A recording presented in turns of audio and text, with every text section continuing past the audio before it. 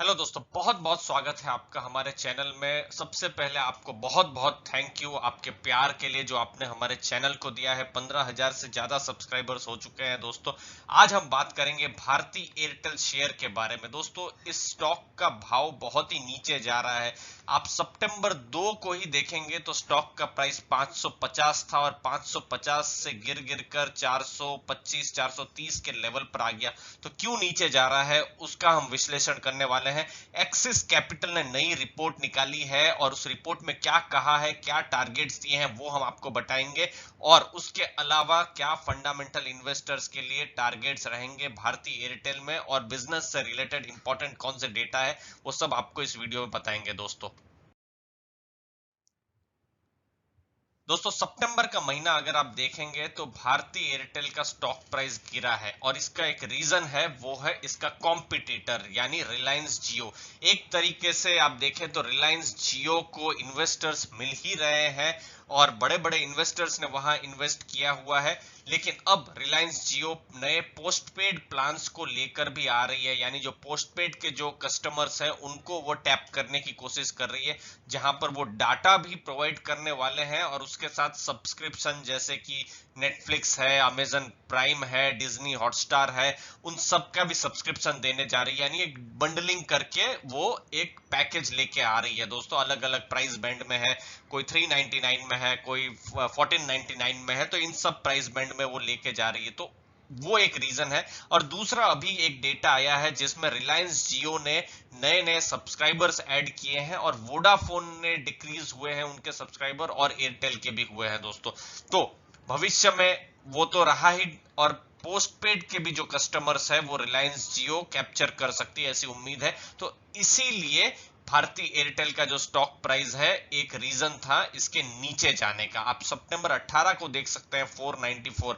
In fact अगर आप देखें, जैसे कि हमने आपको बताया, 550 का भी स्टॉक प्राइस था अगर आप देखें सितंबर 2 सितंबर, उस समय सितंबर की शुरुआत में दोस्तों। तो अभी तो स्टॉक प्राइस 419 के आसपास है सितंबर 24 में, और आप देख सकते हैं थोड़ी सी कमजोरी है। लेकिन ब्रोकरेजेस क्या कहते हैं इस पर?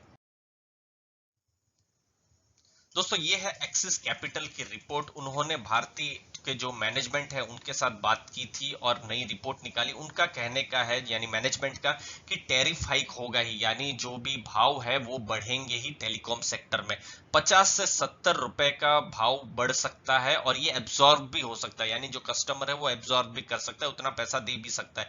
भारतीय एयरटेल का जो फोकस रहेगा एक अच्छा कवरेज देने में, एक अच्छा कस्टमर एक्सपीरियंस देने में, जो कि डिफरेंशिएटर रहेगा दोस्तों। अगर आपको अच्छी नेट की स्पीड मिल रही है तो शायद आप 40-50 रुपया या कुछ ज्यादा पैसा देने में शायद आप ना झिझके, वो ऐसा सोच रहे हैं दोस्तों।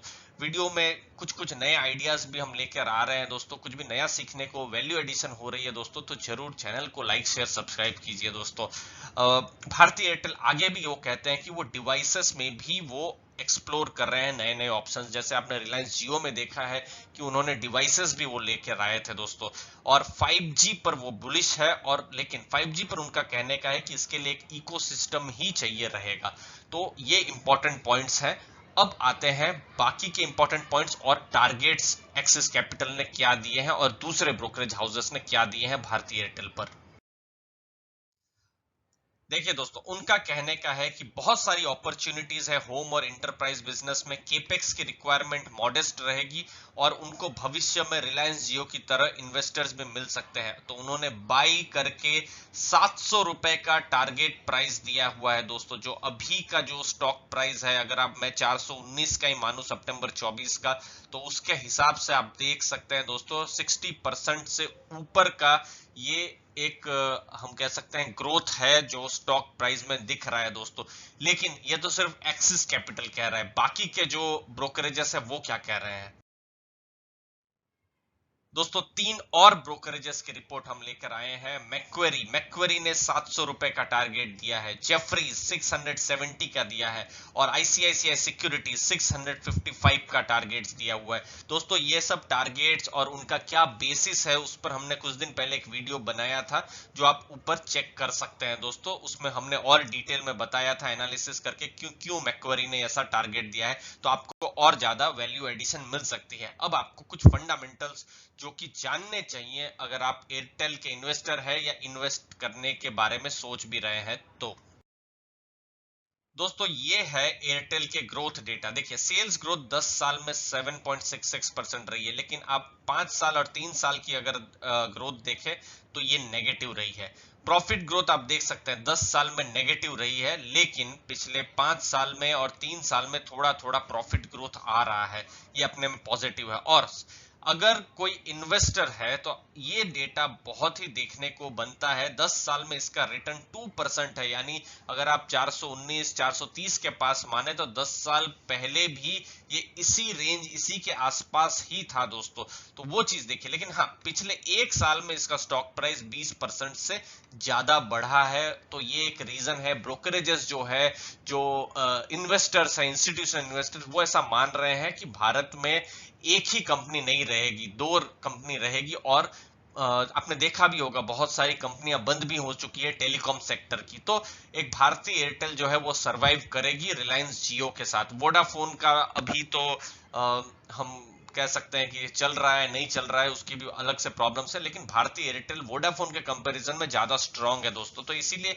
एक तरीके से कॉन्ट्रा बेट या एक तरीके से अलग से बेट लेके रखी है कि ये रिलायंस जियो के अगेंस्ट में अच्छा करेगी दोस्तों।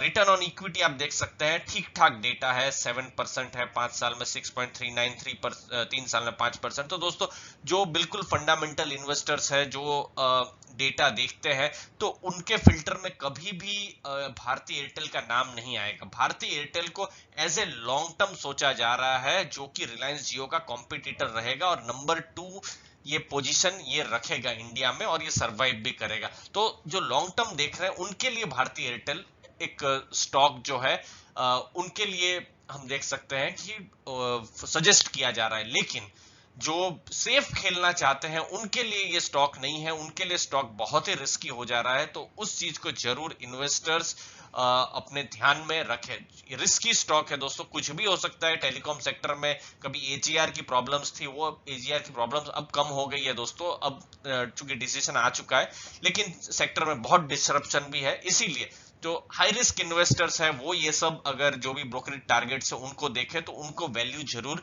मिल सकती है। क्योंकि आपने देखा ये एक न्यूज आती है और स्टॉक का प्राइस 500 से 419 तक पहुंच जाता है। तो ये सब चीज को ध्यान में देने की जरूरत है दोस्तों। वीडियो में कुछ भी वैल्यू मिली हो तो जरूर लाइक शेयर सब्सक्राइब कीजिए। आपने अपना समय दिया उसके लिए बहुत बहुत धन्यवाद दोस्तों।